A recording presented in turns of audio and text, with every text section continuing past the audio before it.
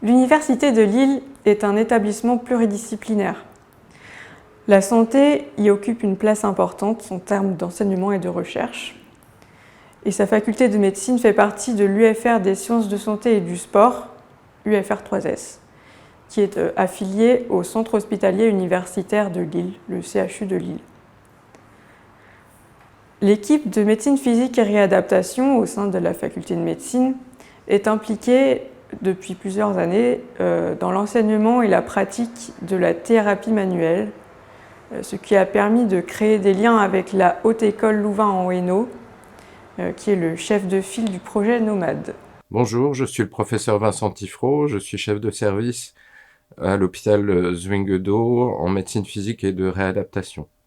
L'hôpital Zwinguedo est un hôpital de rééducation qui comporte plusieurs unités, des unités consacrées aux patients cérébro-lésés, une unité consacrée aux affections neurologiques chroniques et des unités consacrées aux problèmes des appareils locomoteurs, en particulier une unité d'hospitalisation de semaine et une unité d'hôpital de jour qui va accueillir des patients affectés par des lombalgies chroniques.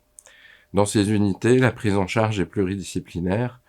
Elle fait intervenir à la fois les médecins de médecine physique et de réadaptation, mais aussi les autres professionnels de la rééducation auprès des patients, que sont les kinésithérapeutes, les ergothérapeutes, les professeurs d'activité physique adaptée, les psychomotriciens, etc. Cette unité accueille les patients pour une durée de 4 semaines environ, pour un programme de reprogrammation fonctionnelle du rachis, avec une prise en charge à la fois individualisée sur la personne et aussi des prises en charge plus collectives.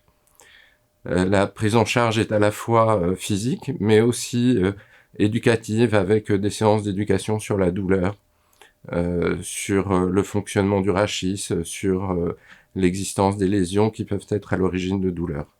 L'hôpital Zwinguedo est aussi un hôpital universitaire qui accueille des médecins en formation, des internes, des médecins inscrits au DU de médecine de rééducation, et donc a une fonction pédagogique pour la formation en général des internes sur ces différentes thématiques de pathologie.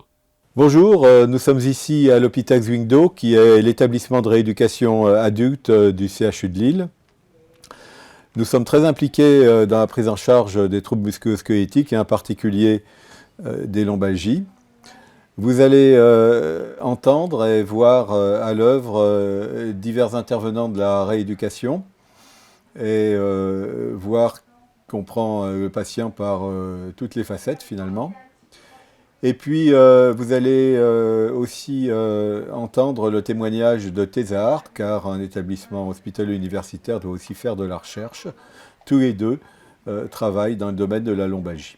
Du coup, nous, avec mes collègues, on prend en charge des patients qui sont suivis pour des douleurs lombaires chroniques. En gros, ils viennent sur 4 semaines. On réalise à leur entrée des bilans des endurances musculaires, de l'extensibilité et leur cartographie douloureuse.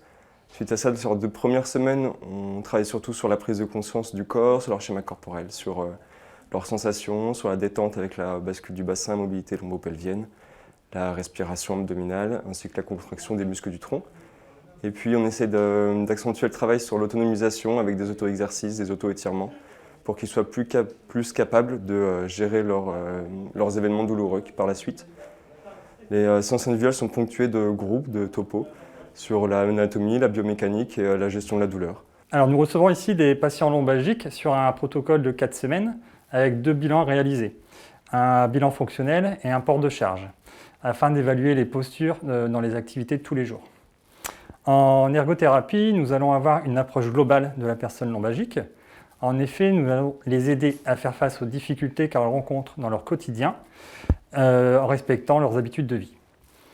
Pour améliorer cela, aussi bien au niveau professionnel que personnel, nous allons travailler sur les gestes et postures à adopter.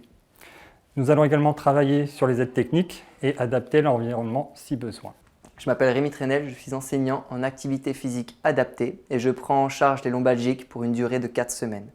Une première partie est faite de renforcement musculaire au sol, des exercices d'abdominaux, de gainage, de renforcement global.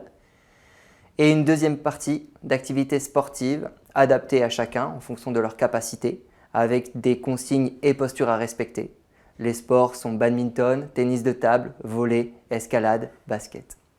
Le sport santé, pour les lombalgiques, a pour but de leur redonner confiance en leurs capacités, de les remuscler afin de mieux supporter leurs douleurs, de leur donner goût à l'effort et de retrouver une activité physique régulière. Et pour certains, adhérer à une association, un club dans la région. Bonjour, je m'appelle Nicolas Denis, je suis kinésithérapeute et j'effectue une thèse sous la direction du professeur Thévenon.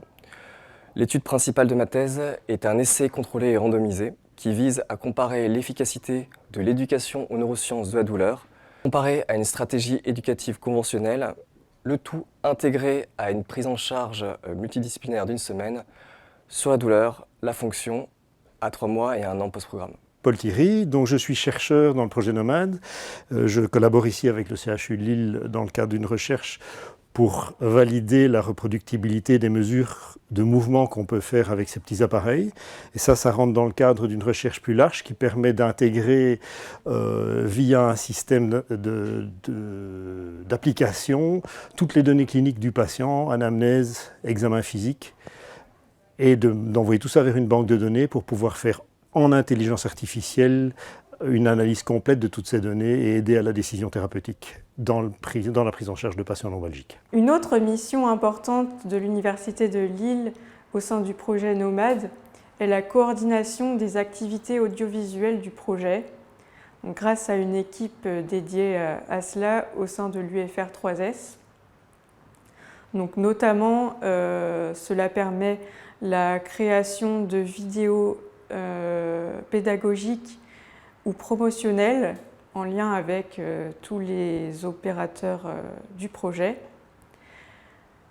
Et donc ces contenus sont ensuite diffusés sur les différents canaux de communication du projet. Enfin, nous nous occupons également de traduire, donc avec un prestataire externe, donc de traduire vers le français et vers le flamand tous les contenus audiovisuels du projet. Voilà, le projet Nomade nous a permis de développer des coopérations transfrontalières. Nous en sommes très contents. Nous avons développé un enseignement transfrontalier et nous sommes certains que les coopérations pourront durer bien au-delà de ce projet Nomade.